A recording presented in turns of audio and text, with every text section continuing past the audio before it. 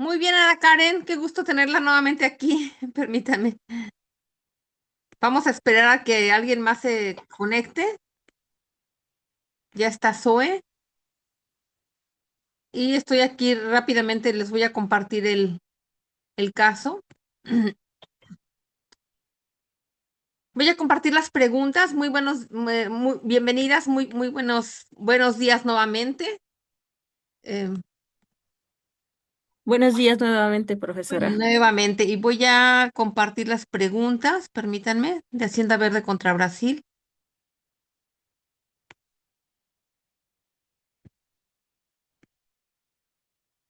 Vamos a compartir las preguntas aquí, permítanme. Y ahorita comparto el caso también para que tengan un tiempo y puedan revisar algunos puntos clave. Permítanme. ¿Dónde está mi sesión? Aquí está. Bueno, comparto aquí rápidamente las preguntas para que tomen nota. Las pueden copiar también. Y vamos a ver aquí de la unidad 10.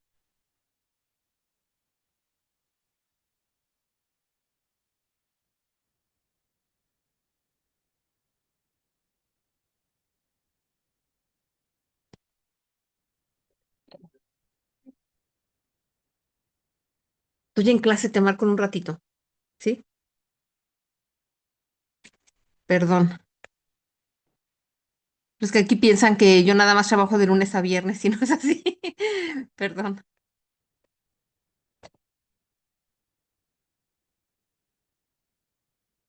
Ahorita les comparto el caso. Espero que a ver, espérenme, déjenme ver aquí.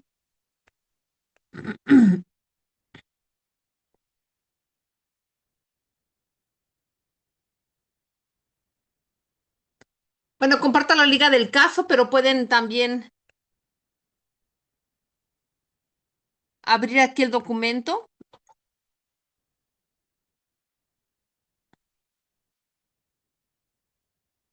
Muy buenos días, Nancy, ¿cómo está? Bienvenida.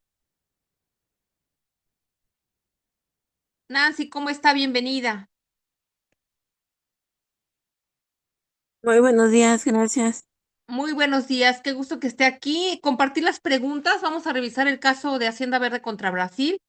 Aquí compartir las preguntas. Ahorita les voy a compartir es un artículo del caso de trabajadores de la Hacienda Brasil Verde contra Brasil. Déjenme ver si podemos ver aquí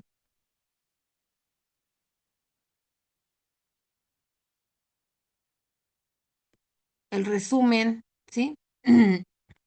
Les comparto la liga y ahí pueden revisar el resumen, porque hay varios documentos que tenemos ahí de enlace para revisar, pero bueno, no nos da el tiempo de revisar ahora todo, solamente para que tengan algún referente. También se pueden apoyar con la inteligencia artificial, por supuesto, si quieren un resumen de puntos clave sobre el caso. Y la sentencia histórica, aquí los voy a compartir también. Aquí en el segundo, en este documento de la SEGIL prácticamente es un resumen para que lo puedan revisar. Ese documento de la SEGIL es un resumen, ¿sí? Entonces, pueden también buscar con el uso de la inteligencia artificial y la idea es que tengamos elementos para poder argumentar respecto al caso. Ya vienen ahí.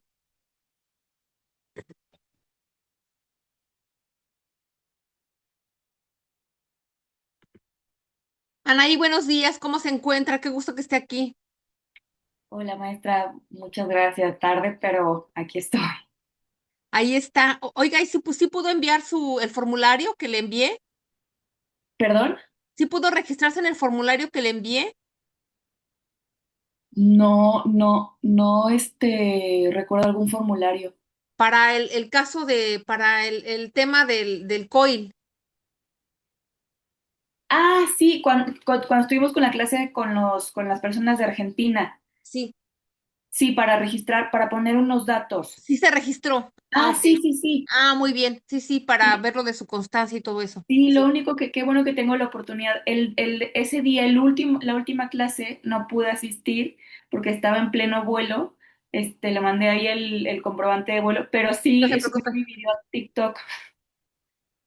Sí, entonces no se preocupe, si ya se registró está bien, ¿sí? Ya Sí, le ya, ya, damos, ya ya. le doy seguimiento vía correo y vía el WhatsApp, ¿sí? Sí, Muy muchas bien. gracias. Y gracias por su participación, por supuesto, No, se hombre, valora gracias. muchísimo. Muy bien, aquí les compartí las preguntas eje sobre las que vamos a discutir el día de hoy relacionados con el caso de Hacienda Verde contra Brasil. Esas son las preguntas. Pueden revisar el caso con ese documento. O bien, este documento de la CEGIL que también tienen en plataforma es prácticamente un resumen. También pueden apoyarse con el uso de la inteligencia artificial. En el prompt, pues pídanle a la IA que les haga un resumen de los puntos clave de la sentencia de la Corte Interamericana de Derechos Humanos para que identifiquemos la problemática en torno a este caso tan interesante de Hacienda Verde contra Brasil, ¿sí? Entonces, mientras van revisando, ¿sí? Les voy a dar 20 minutos para que identifiquen puntos clave y vayan concatenando la información que vayan ustedes encontrando para dar respuesta a las preguntas eje, ¿sí?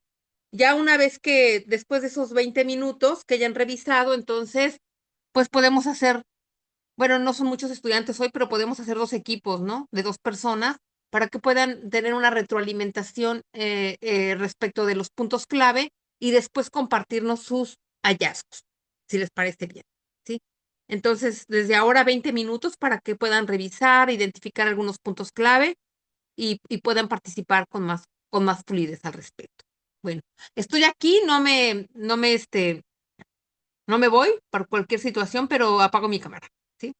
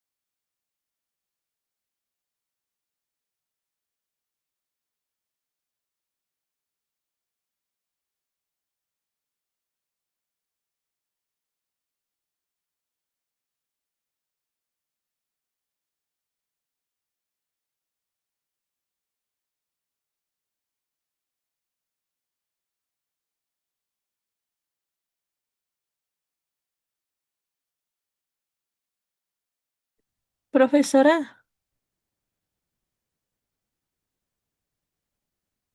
¿Escucho?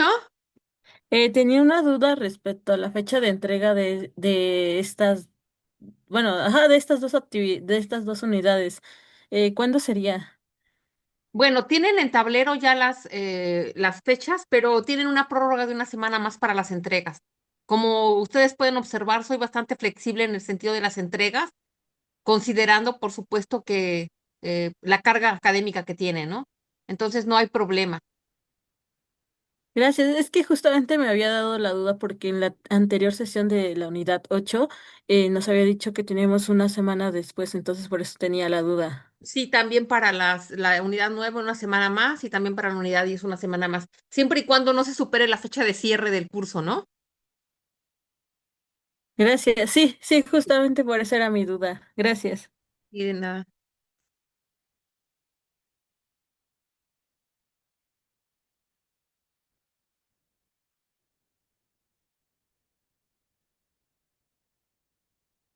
Muy bien, y ya podemos aquí dar inicio. Vamos, primero voy a hacer un resumen rápidamente del contexto del caso, ¿sí? Prácticamente, pues, el caso, ¿me escuchan bien todas? Sí, Sí. Sí, sí, Eh, bien. digo todas porque no hay chicos hoy, somos puras chicas el día de hoy, ¿sí? Esta sentencia del 20 de octubre de 2016 prácticamente un paradigma muy interesante por ser la primera vez que la Corte Interamericana de Derechos Humanos condena a un Estado por esclavitud contemporánea y trata de personas. Es una forma de esclavitud moderna, ¿sí? Y este caso, pues, nos remonta prácticamente a finales de los años 80 hasta el año 2000 en una hacienda ganadera en el estado de Pará, en Brasil. Puntos clave de los hechos, pues el reclutamiento engañoso, trabajadores pobres y que pues muchos no sabían leer ni escribir, eran captados con falsas promesas de buenos salarios. Se dio también el hecho de servidumbre por deuda, se les cobraba el transporte, comida y alojamiento, creando deudas imposibles de pagar, como las antiguas tiendas de raya en el Porfiriato en nuestro país. Imagínense a qué grado estaban con este retroceso en Brasil. Condiciones infrahumanas, dormían en el suelo, bebían agua contaminada y no tenían, por supuesto, ningún servicio acorde a la protección de sus derechos humanos. Estaban vigilados por personas armadas, ¿sí? Los capataces retenían sus documentos pues los amenazaban para evitar que se fugaran y para que trabajaran de acuerdo a lo que ellos les indicaban. Ante todo esto, pues se refleja una seria impunidad estatal, porque a pesar de que había denuncias y ya se habían hecho inspecciones, el Estado pues no erradicó y no detuvo esta práctica ni sancionó a los responsables. Esta sentencia determinó que Brasil violó el derecho a no ser sometido a esclavitud y a servidumbre, que es prácticamente una violación grave a la Convención Americana sobre Derechos Humanos. Estamos hablando de un tema de esclavitud moderna. Se redefinió el concepto, eso es un aporte muy interesante de la sentencia, señalando que ya no se requiere la propiedad formal de una persona, sino el ejercicio de atributos del derecho de propiedad. Quiere decir, se apoderan de la individualidad de la persona para someterle a estos tratos inhumanos y a este trabajo forzado. También otro punto clave de la sentencia es la discriminación estructural. ¿Sí? Se reconoció que las víctimas sufrieron una discriminación histórica por su situación de extrema pobreza y esas características que les colocaron en una situación de vulnerabilidad como personas, pues que no tenían una formación y muchos no sabían leer ni escribir inclusive. Y también la Corte estableció a partir de esta sentencia la imprescriptibilidad de este tipo de acciones, porque se estableció que la esclavitud y las formas análogas a este tipo de delitos son delitos imprescriptibles bajo los paradigmas del derecho internacional. También se dejó evidencia de la falta de debida diligencia por parte del Estado. El Estado fue responsable por no atender los casos, por no realizar una investigación exhaustiva, y por no realizar las investigaciones pertinentes que permitieran precisamente la liberación de esas personas y la sanción a los culpables. Entre las reparaciones que podemos identificar en las sentencias, pues tenemos la indemnización, un pago de compensación económica a los trabajadores rescatados, ¿sí? La reactivación de procesos, que se retomaran nuevamente los procesos judiciales con el imperativo de que las autoridades cumplieran con su obligación de investigar y sancionar efectivamente a los responsables. Y por otra parte, también un punto muy importante que se repite en muchas sentencias de la Corte Interamericana de Derechos Humanos es las garantías de no repetición, ¿sí? La implementación de políticas públicas y de mecanismos institucionales para combatir precisamente la trata de personas y la esclavitud moderna en este país. Esto es muy interesante porque vincula prácticamente este elemento de pobreza extrema con una violación sistemática de derechos y la obligación del Estado de protección de los grupos vulnerables. Es muy interesante entonces el caso y bueno, no estamos tan lejos que en México también se lleven a cabo prácticas similares de trata de personas. Lo vemos, por ejemplo, con esas modelos que son reclutadas de países de Latinoamérica como Colombia, como Cuba, que llegan aquí con la falsa promesa de tener trabajos como decanes, como modelos, y son reclutadas por el crimen organizado. Y prácticamente también es un modelo de esclavitud moderna. Un caso así similar no ha llegado a la Corte Interamericana de Derechos Humanos. Lamentablemente, eh, eh, existe impunidad y corrupción en las investigaciones, pero no es un panorama muy lejano que en algún momento estos casos que se están dando en México también sean considerados como, como paradigmáticos para alguna sentencia ejemplar en contra del Estado mexicano. No son prácticas que podamos pensar, no, eso no pasa en México, por supuesto que pasa en México, pasa en países en Europa. Bueno, yo con mi experiencia en Alemania les puedo decir como tal, esclavitud moderna, ya a ese nivel para una sentencia condenatoria todavía no se han integrado aquí elementos para ello, pero tratándose, por ejemplo, de personas migrantes que encuentran en situación de vulnerabilidad, pues sí son sujetas a, no a trabajos forzados, pero sí a condiciones de trabajo que no son adecuadas por el desconocimiento del idioma particularmente. Llegan aquí, por ejemplo, trabajadores de la salud que son reclutados de países de Latinoamérica como México, como Cuba, como Colombia o países como la India. Son reclutados aquí para trabajar como enfermeros o como cuidadores de enfermos y llegan con una formación, tienen una formación profesional, llegan aquí, son reclutados, pero en el momento que firman su contrato, pues no entienden todo. Entonces, ahora sí que con la esperanza de tener un trabajo calificado, firman todo. Vienen los problemas después, ¿sí? Y bueno, nos piden aquí en muchas ocasiones la asesoría para saber qué pueden hacer.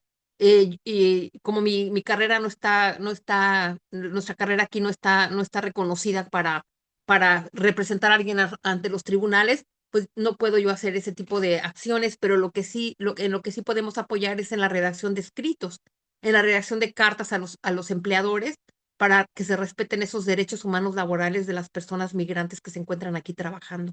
Pero sí hay casos donde están trabajando cantidad de horas extras, algunas veces no les pagan las horas extras, tienen guardias a veces vamos a pensar, tienen 9 días de guardia y luego un día de descanso, y luego otra vez 8 días de guardia y un día de descanso. Eso no es prácticamente un trato humano hacia los trabajadores. Estamos hablando de un país como Alemania, y de manera matizada tal vez, pero también incurren en esas prácticas. No al grado de como se dio en el caso de Brasil, pero son prácticas que lamentablemente utilizan a personas en situación de vulnerabilidad para abusar de sus derechos. Muy bien. Entonces, ya tienen puntos clave, ya podemos dar respuesta a las preguntas. Eh, voy a, Vamos a dividir el grupo en dos, ¿sí? En dos pequeños grupos, en dos pequeños equipos para que puedan dar respuesta a las preguntas y después compartirnos sus hallazgos, si les parece bien, Anaí, ¿sí? Van a tener 20 minutos, nuevamente 20 minutos para poder dar respuesta a las preguntas y vamos aquí a encontrarnos nuevamente en la sesión para, eh, para compartir los hallazgos. Ay, espérenme. Algo hice mal.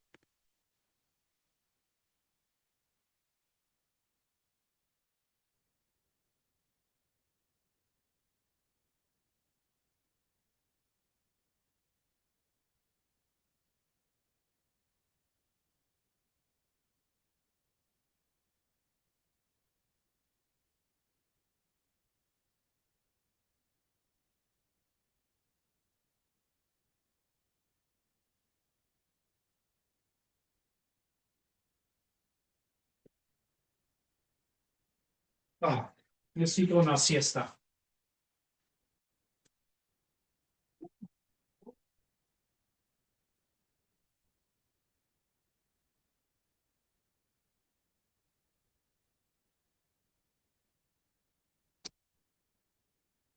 Ahorita abro nuevamente los equipos, permítanme, porque aquí hice algo mal. Permítanme. Sí, es que justamente me espanté porque me sacó de los grupos. Sí, no se preocupe.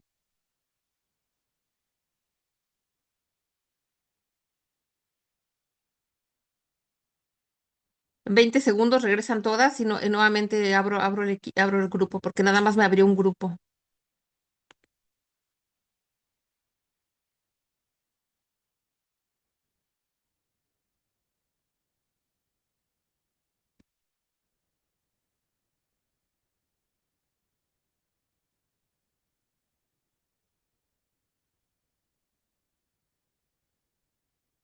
Permítanme, abro nuevamente porque algo hice mal y no me abrió dos. Permítanme. Ok. Quiero que me abra dos, pero no me permite. A ver, espérenme.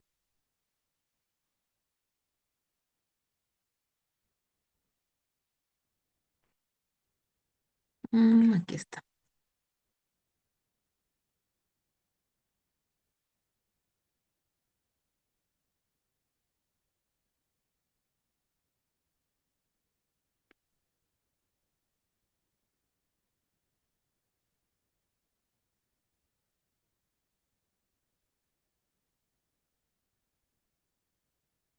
Ahora sí, permítanme.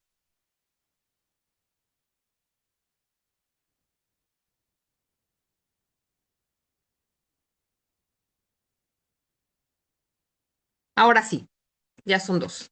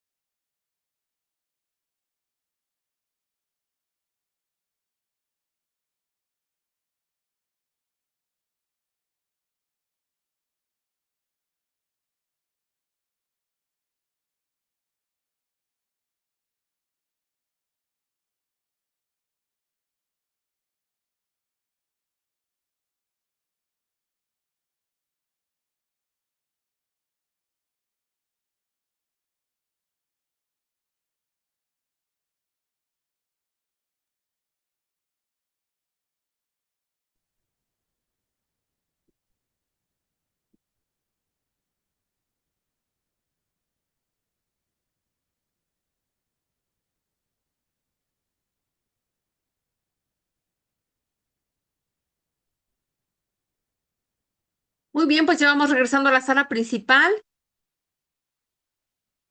¿Cómo fue la experiencia en el pequeño grupo, Anaí?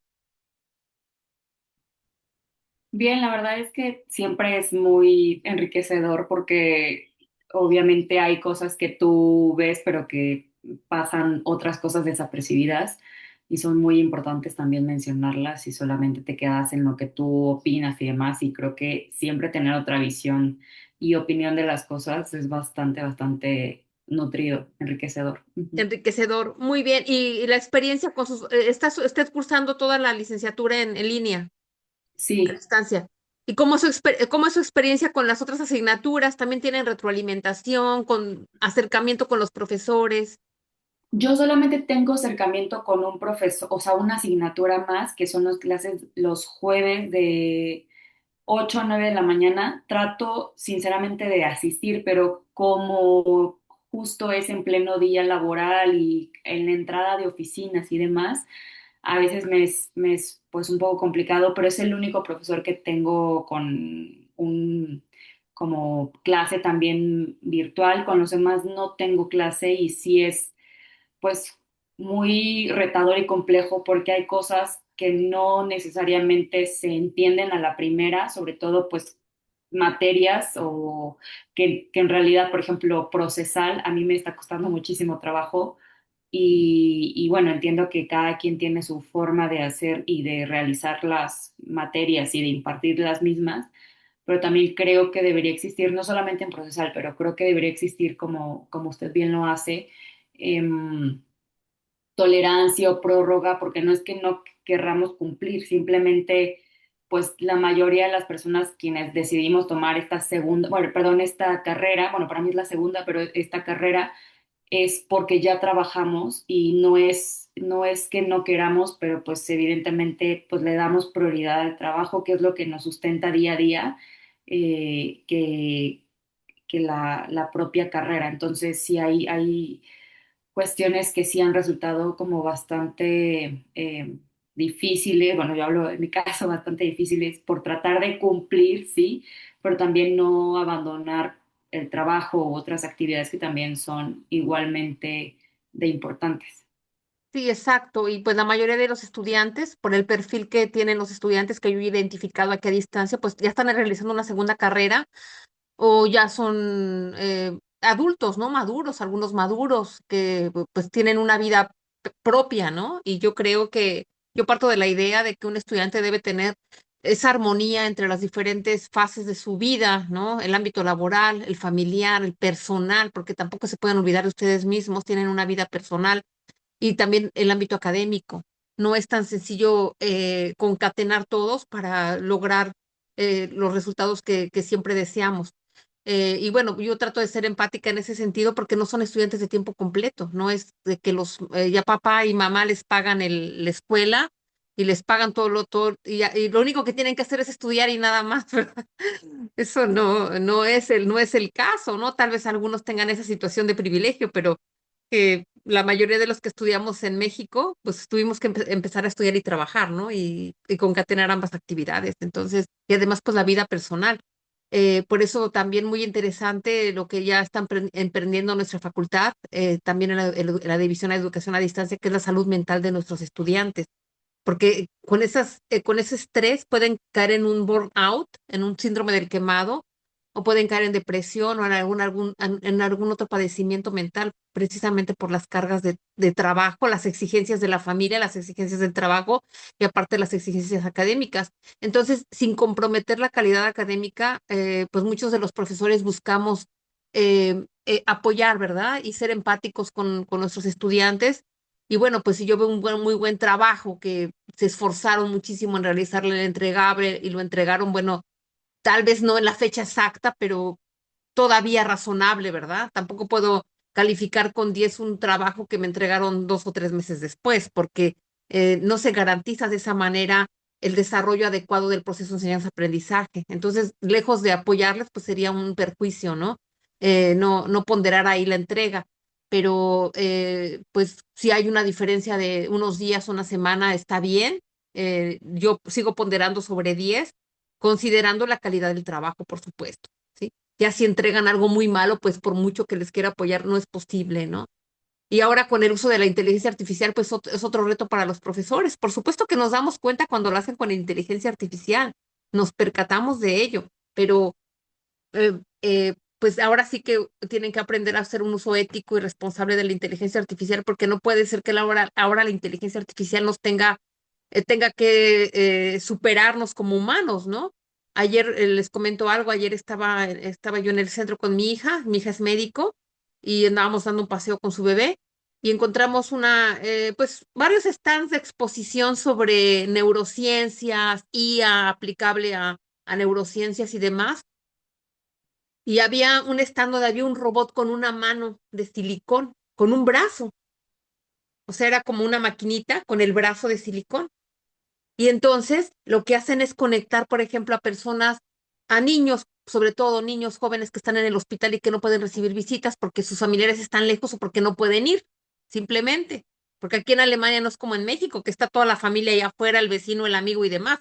Aquí hay muchos pacientes que nunca reciben visita, inclusive niños. Y eso yo lo viví porque yo tengo 3 hijos que crié en Alemania, y pues sí, a veces yo era la única que visitaba a mi hija y los otros niños no recibían visita, ¿sí?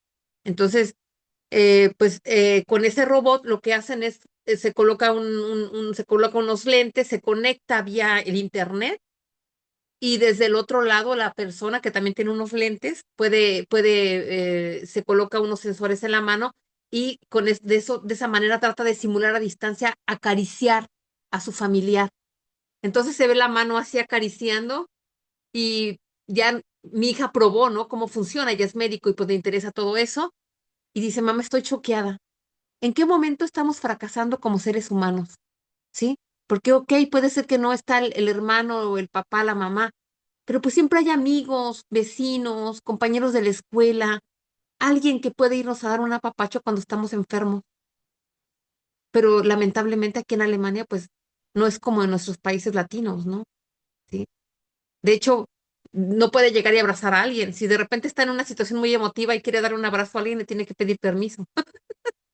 Oye, ¿te puedo dar un abrazo? Y le puede decir que le dicen que no. A mí me han dicho que no, ¿eh?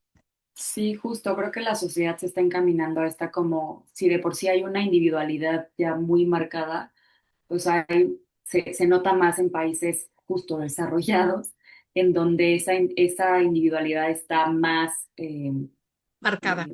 más marcada, sí. Ujú. ¿A dónde voy con este comentario? A que no podemos permitir que la IA suplante nuestra capacidad de análisis y síntesis, y que nos coarte el desarrollo psicoemocional y el desarrollo neurológico que nos va a permitir más adelante tomar decisiones. Porque cuando estemos en un tribunal, en una audiencia de juicio oral, por ejemplo, pues no podemos hacerle clic a la IA para que hable por nosotros.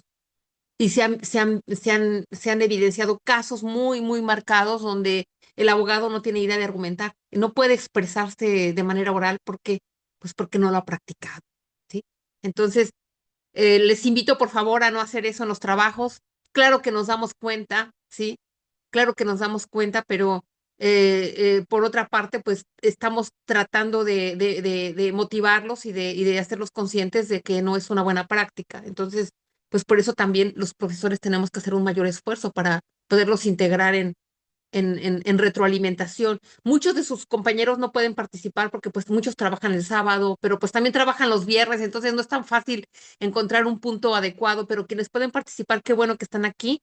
Y para los que no están, también tengo la obligación de seguirlos apoyando. Entonces pueden consultar la grabación e integrar en sus entregables puntos clave de las aportaciones que ustedes van a hacer aquí, para que no queden excluidos. Por supuesto que aquí se trata de que todos vamos en el mismo barco, hacia el mismo camino, y nadie se baja antes. Y además, ya casi terminamos el semestre. Muy bien. Entonces, pues, ¿quién quiere iniciar compartiéndonos los puntos clave relacionados con el análisis de esta sentencia? ¿Quién quiere iniciar?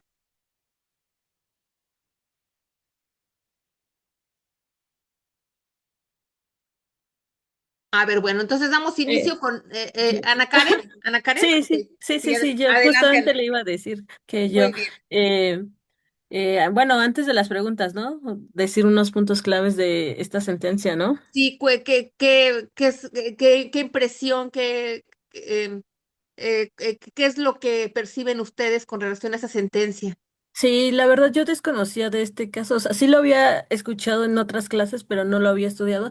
Entonces, la verdad sí se me hizo muy impactante que la esclavitud siguiera existiendo en la actualidad.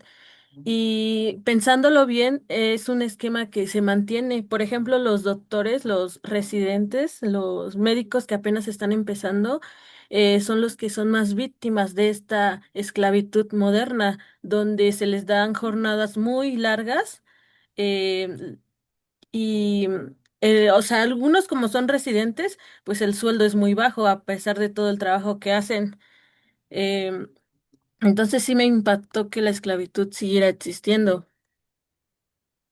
Pues sí lo Eh, vemos con los residentes médicos en nuestro país, ¿no? Ya por ahí hay algunas iniciativas para poner límites a las guardias, ¿no? Mi hija es médico y realizó los estudios en medicina en México. Ahora hace su especialidad en Alemania, precisamente por esa situación, ¿no? Porque dijo, bueno, ¿cómo voy a poder hacer compatible mi vida haciendo la especialidad y también mi vida personal? Entonces aquí hace su especialidad, trabaja, porque pues tienen un pago y al mismo tiempo pues ya es mamá, ¿no? Ya se casó, ya es mamá. Entonces lo puede compaginar adecuadamente. En México sería prácticamente imposible estar haciendo la residencia y al mismo tiempo la maternidad. Eso prácticamente hubiera perdido su lugar, hubiera perdido su trabajo con la maternidad.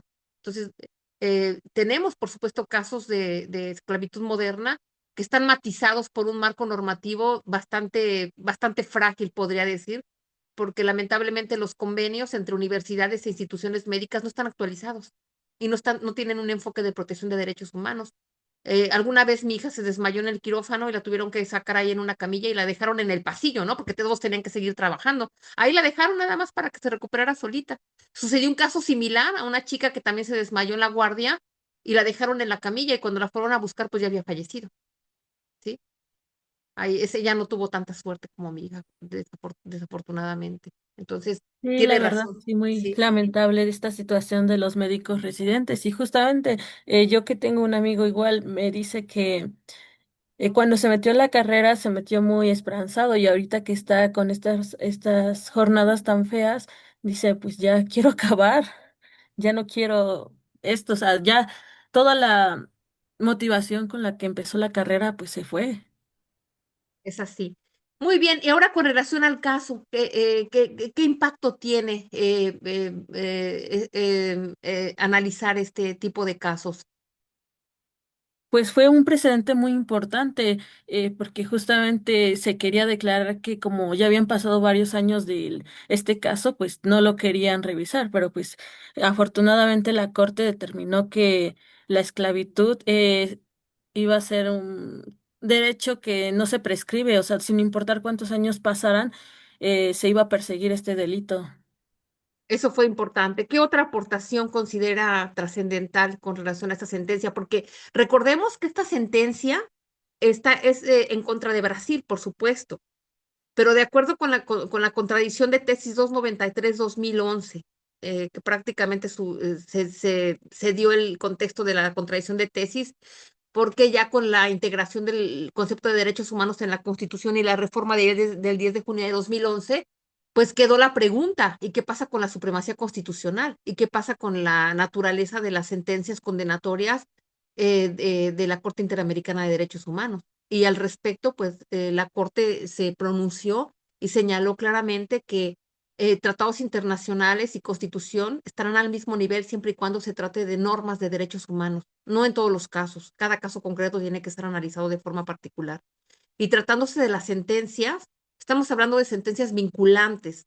No se habla del concepto obligatorio en el derecho internacional porque podría atentar contra la soberanía de los países y la autodeterminación de las naciones. No se habla de obligatorio, se habla de vinculante, que vinculante significa, pues sí, es hasta cierto punto de aplicación obligatoria, de observancia obligatoria. Entonces, las sentencias en las que México ha formado parte, que México ha formado, como el caso Campo Algodonero, caso Rosendo Radilla Pacheco, caso Inés Fernández y otras contra México, todos esos casos, como el caso Atenco, que ya tenemos como 15 sentencias condenatorias, estamos acumulando cada vez más. eh, Esas sentencias, por supuesto que son vinculantes para México en todo el contexto. ¿sí? Porque son puntos claves muy específicos relacionados con la violación a derechos humanos en nuestro país. Pero ¿qué pasa con esa sentencia? ¿Sería vinculante para México? ¿Qué opinan? Según yo, sí sería vinculante para México porque justamente las sentencias, bueno, México forma parte de esto, entonces las sentencias aplicarían para toda América. Bueno, todos los países que están suscritos a este A la Convención acto. Americana sobre Derechos Humanos. Exacto. Formamos parte del sistema interamericano. Son vinculantes estas sentencias donde México no fue parte, pero no en su integridad, sino solamente respecto a los considerandos, que los considerandos en la sentencia son aquellos razonamientos lógicos jurídicos, son los argumentos que le dan sustento al fallo solamente en cuanto a los considerandos, no en cuanto a los resultandos y las medidas de reparación y demás. ¿Por qué? Porque pues esos son muy específicas para el caso, en este caso para el caso de Brasil. Quiere decir que si nosotros quisiéramos implementar un litigio estratégico para la defensa particular, por ejemplo, de los residentes médicos en México, podríamos citar la sentencia del caso de la Hacienda Verde contra Brasil. Por supuesto que sí, porque en cuanto a los considerandos, en cuanto a los argumentos, podríamos encontrar algo que nos sirviera de utilidad para poder sustentar un caso en México, ¿sí? Entonces, sí tenemos la obligación de conocer qué es lo que va emitiendo la Corte Interamericana de Derechos Humanos, porque esos considerandos, donde en los casos donde México no ha sido parte, también son vinculantes para nuestro país. Y muy bien. Muy bien, ¿algo más que quiera compartir respecto de la retroalimentación que tuvo en el equipo, Ana Karen? Pues ya serían las preguntas. Muy bien. ¿Qué tipo de relación existía entre los empleadores y los empleados? Pues determinamos que existía una relación de esclavitud moderna en donde había subordinación porque el patrón ejercía su poder sobre los empleados y los trataba de forma inhumana, sin dignidad, además de que fueron traídos a base de engaños y que prácticamente estaban secuestrados en contra de su libertad en condiciones precarias porque ni siquiera tenían acceso a un lugar digno, una jornada laboral con base a la ley. Exacto. ¿Y era legal? ¿Era legal implementar esas medidas? Para nada fue legal. No se puede pactar nada bajo el mínimo legal. ¿Qué derechos humanos identifica que se vulneraron en este caso? La igualdad, no se les daba un trato igual, se les discriminaba, porque, bueno, yo leí justamente que la mayoría de estos trabajadores eran de origen africano, entonces, justamente por esta misma razón es que se les trataba peor. Y también el derecho a no ser sometido a la esclavitud, el derecho a la libertad, el derecho a la dignidad. Y también determinamos que el derecho a la salud, porque las condiciones en las que estaban eran muy precarias. Muy, muy interesante lo que acaba de compartir. ¿Y el Estado cómo debe intervenir en estos casos? ¿Cuál es su tarea? Pues para empezar, el Estado no debía de permitir que casos como este sucedieran y debería de supervisar que nada de esto hubiera pasado, además de que tiene la responsabilidad ahora de reparar el daño. Y en materia laboral, particularmente, ¿cuál es el impacto de esta sentencia? ¿Hasta dónde trasciende? Que el precedente justamente para temas de esclavitud que no prescribe, que determinamos que justamente que en cualquier momento se debe de investigar y castigar casos como este, donde las jornadas laborales sean inhumanas. Sí, muy interesante el caso que le comentaba de las edecanes y modelos que contratan aquí en México, que enganchan prácticamente con falsas promesas de un trabajo bien remunerado y de buenas condiciones de trabajo, pero finalmente es trata de personas. Y ya se han dado varios casos en la Ciudad de México, lamentablemente, y pues hasta la fecha no se ha hecho nada para poder prevenir ese tipo de esclavitud moderna. Entonces, muy interesante lo que acaba de compartir. Muchas gracias, Ana Karen. Y nos gustaría escuchar ahora a Nancy. Nancy, ¿nos podría compartir sus hallazgos? qué es lo que puede retomar de la retroalimentación que tuvo en el equipo? Bueno, nosotros en la retroalimentación, en la primera de si existía, qué relación existía entre los empleadores y los empleados, llegamos a la conclusión de que era una subordinación con, en la que les impedían una libertad real para abandonar el trabajo y tenían condiciones precarias y se vivían bajo amenaza, ya que en todo el tiempo siempre estaba un capataz armado, o sea, eran incapaces de quejarse o tener o sea, pedir que abandonar el trabajo, porque siempre estaban, ya sea psicológicamente o por amenazas o por deudas, los tenían controlados. Los tenían vigilados, muy bien. ¿Y Eh, considera que era legal pactar ese tipo de condiciones en ese contexto? No, no es legal porque están violentando los principios básicos de los derechos laborales. Entonces, no es legal ni jurídicamente aceptable. ¿Qué derechos humanos identificaron que se vulneraron en este caso concreto? Trabajo de menores, la falta de libertad personal, trabajos forzados, falta de dignidad humana, falta de acceso a la justicia y la negación del desarrollo digno. Exacto. El derecho al libre desarrollo de la personalidad, por supuesto, ¿verdad? Porque esas personas, pues, no tienen garantizado un libre desarrollo de su personalidad en esas condiciones tan deplorables. Muy bien. ¿Cómo debía intervenir el Estado en este caso? ¿Qué debió de haber hecho? Porque ya había investigaciones previas, inclusive ya habían hecho algunas supervisiones, pero sin, sin acciones concretas para poder dar por terminadas esas acciones, ni tampoco para poder ni prevenir ni erradicar. O sea, prácticamente ahí falló el Estado. Eh, ¿Cómo debía intervenir en estos casos? El Estado debió de haber investigado a fondo cada una de las denuncias que ya se habían hecho, así como la desaparición de las personas y la falta de apoyo jurídico a los 43 trabajadores que no recibieron el apoyo. Y debió de haber prevenido la explotación que estaban viviendo en la hacienda y garantizar la seguridad mínima de cada uno de los trabajadores. Exacto, lo cual no hizo y permitió que se siguieran perpetuando esas conductas. Muy bien. Ahora, bien, respecto a los alcances de la sentencia emitida y las implicaciones que tiene en el ámbito del derecho laboral, ¿qué nos puede compartir? Pues uno de los más grandes alcances fue el precedente de la esclavitud moderna, la redefinición de esclavitud, la, el fortalecimiento de los derechos laborales basados en los derechos humanos, que no son irrenunciables, y reafirmar el principio de trabajo digno y no la subordinación, así como la normatividad interna del Estado para evitar la repetición de la, del delito. Exacto. Armonizar el sistema jurídico interno para cumplir con esos estándares básicos, esos principios básicos que establece el Sistema Interamericano de Derechos Humanos para la protección de la dignidad humana y particularmente para los derechos humanos laborales.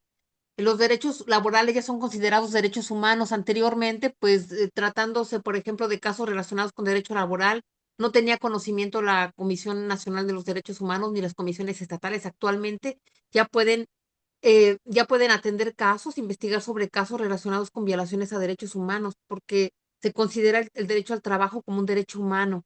Si bien ni en el artículo quinto ni en el artículo 123 de nuestra Constitución se establece que el derecho al trabajo sea un derecho humano, pues es a través del trabajo que nos podemos integrar adecuadamente en la sociedad, que podemos satisfacer nuestras necesidades y las de nuestros dependientes económicos. Una persona que no trabaja no logra una integración adecuada. Y se los digo por la experiencia que yo tengo en Alemania de hace ya más de 22 años. En el momento que nos integramos a trabajar, ya nos sentimos parte de, ya tenemos una identidad y vamos reconfigurando una nueva identidad como migrantes, porque es reconstruirnos. Migrar no es nada sencillo. Yo después de 22 años estoy un tiempo aquí, un tiempo en México, pero nunca me he sentido así como 100%, aunque tenga la nacionalidad alemana, de decir yo soy alemana, yo estoy totalmente integrada. Siempre es un proceso. A veces retrocede, a veces avanzamos, pero es un proceso. Mi hija que creció en Berlín, que prácticamente se crió en Berlín hasta el bachillerato, que solamente fue a estudiar a México medicina y ahora está aquí de regreso, también está en ese proceso de reconstruir nuevamente una identidad. Y si no tenemos un trabajo, no nos podemos integrar adecuadamente, ¿sí?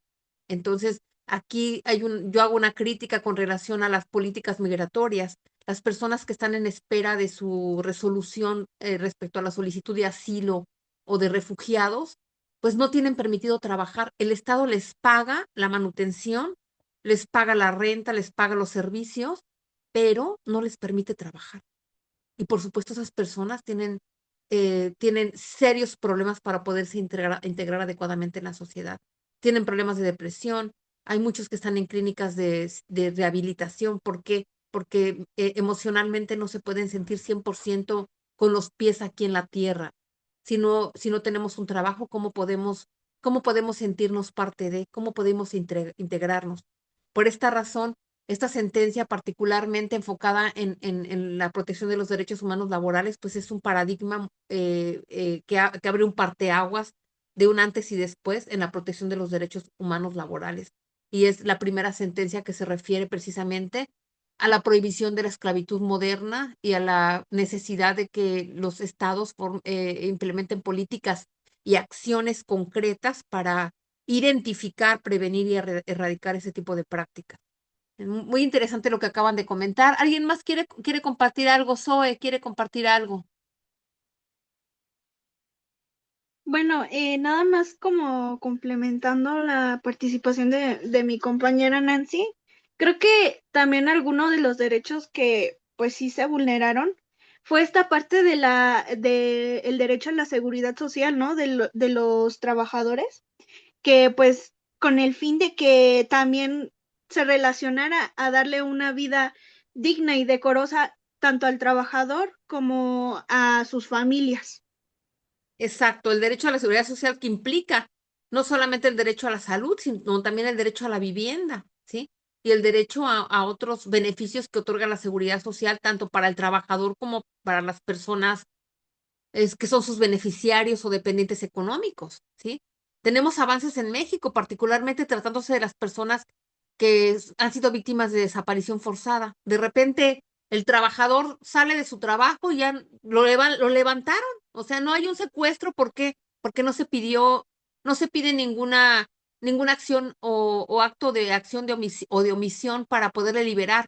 No es que estén negociando la liberación a través de una prestación económica o de una acción de hacer o de no hacer. No es un secuestro, es un levantón, como le llamamos en México. Pero ese trabajador ya no va a acudir más a trabajar. Anaí, ¿tiene idea qué pasa con el puesto de trabajo del empleado en los casos de desaparición forzada? No, la verdad es que justo, sobre todo en México, donde las leyes son tan, digo, no sé si en México, hablo de México porque es el único país que conozco en cuanto a leyes, que siempre tienen que encuadrar en el delito o en el tipo penal. Entonces, si no dice la ley, si algo, porque el secuestro justo es a cambio de, yo sé, bueno, yo le privo la libertad a una persona a cambio de recibir algo. Entonces, justo como bien comenta, si no hay algo que pueda encuadrar a ese tipo penal, cuando vayas al Ministerio Público, pues o la fiscalía te va a decir, es que esto no es secuestro porque no te están pidiendo algo, entonces no puedo tramitarlo yo como secuestro. No se Y hace ahí es nada, cuando, ¿sí? exacto, cuando está el vacío en la ley que no permite la actuación de las personas de la fiscalía o del Ministerio Público. Sí, eso pasó con el caso Rosendo Radilla Pacheco. Llegan las personas y dicen, bueno, pues es que se lo llevaron, pero ya pidieron rescate, se comunicaron, no, entonces, pues ese delito no tenemos, no existe. No existía el delito de desaparición forzada de personas.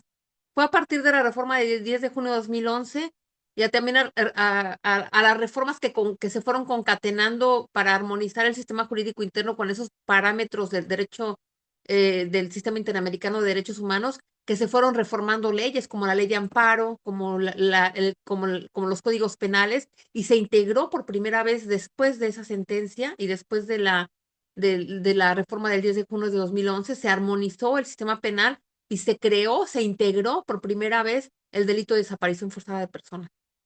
¿Sí? Primero solamente limitado al actor estatal. Cuando el agente activo, pues el agente activo es el actor estatal, el ministerial o el policía o el ministerio público o el fiscal que niegan el hecho o que inclusive impiden u obstaculizan la investigación para dar con el paradero de la persona desaparecida. Actualmente ya hubo otra reforma y se amplió también a particulares, cuando los particulares también coadyuvan a que no se localice a la persona o coadyuvan a que esa persona siga en calidad de desaparecida, ¿sí? Pero particularmente en materia laboral, se establece en el código, en la Ley Federal del Trabajo, que tratándose de una persona que ha sido víctima de algún acto delincuencial y que esa persona esté desaparecida, el patrón tiene la obligación, no lo dice en la Ley Federal del Trabajo, sino se vincula la interpretación de la Ley Federal del Trabajo con una ley general que tenemos de personas desaparecidas y ausentes. Y ahí se establece claramente que el patrón tiene la obligación de guardar el puesto de trabajo de la persona desaparecida durante 5 años, ¿sí? Y durante esos 5 años no puede darle de baja la seguridad social para no dejar en estado de indefensión y en desprotección a los familiares y a los dependientes económicos del trabajador. Si el trabajador aparece en ese lapso, pues entonces regresa a su trabajo en el mismo puesto y condiciones que venía laborando. Si aparece lamentablemente después de los 5 años un día, pues ya no. ¿Por qué dice 5 años? Así es la ley, lamentablemente. Pero ya tenemos un avance precisamente para proteger derechos humanos laborales. O sea, México va en el camino, pero todavía nos falta. Muy bien. Muchas gracias, Anaí, por comentar. Y muy interesante lo que comentó sobre relacionado con la seguridad social. Y bueno, pues no sé si quieran comentar algo más. ¿Tienen alguna duda con los entregables? Es la misma estructura que el de la unidad 8, 9 y 10. Recuerden que son 4 entregables diferentes. Yo les sugiero que lo suban todo en un mismo PDF, ¿sí? Y ustedes que estuvieron en clase anotan en la portada que estuvieron en clase Zoom, ¿sí? Porque yo pondré la calificación diferente por la participación, para la participación activa aquí, por supuesto, ¿sí? Entonces, es importante. Y los que no pudieron participar en la sesión, por supuesto que también cuentan con todo mi apoyo y también pondero, por supuesto, si realizan un muy buen entregable y si revisan la grabación, integren con rojo, así marquen con rojo lo que retomaron del contenido de la sesión, lo que dijo Anaí, lo que dijo Ana Karen, lo que dijo Zoe, lo que dijo Nancy, todos esos puntos clave y los marcan por favor con rojo para que pues yo tenga claridad de que no pudieron asistir, pero que hicieron el esfuerzo de revisar la grabación, ¿sí? Y esto es para su bienestar, es para que ustedes puedan tener un conocimiento más profundo de estos casos emblemáticos. Y bueno, pues no me queda más que desearles un feliz sábado y agradecerles que hayan hecho el esfuerzo de estar aquí, acompañarme y pues estaré pendiente en el mensajero, también en el WhatsApp si tienen alguna duda. No duden en comentarlo. Si es algún problema que les esté causando algún inconveniente para cumplir con sus entregables o para dar seguimiento al curso, por favor, vía el correo electrónico institucional, para que si algo no está en mis manos, yo pueda solicitar el apoyo de la división y no se quede nadie en el camino, ¿no? Esa es la idea de que todos podamos concluir un cierre de curso con éxito, ¿sí? Y pues un abrazo a todas y nos vemos pronto, espero encontrarlas en alguna otra asignatura y pues seguimos en el curso, ahí estoy con ustedes. Un abrazo y que estén muy bien. Gracias, maestra. Hasta luego. Gracias. Gracias. Gracias, hasta luego. Hasta luego. Gracias, hasta luego. Adiós.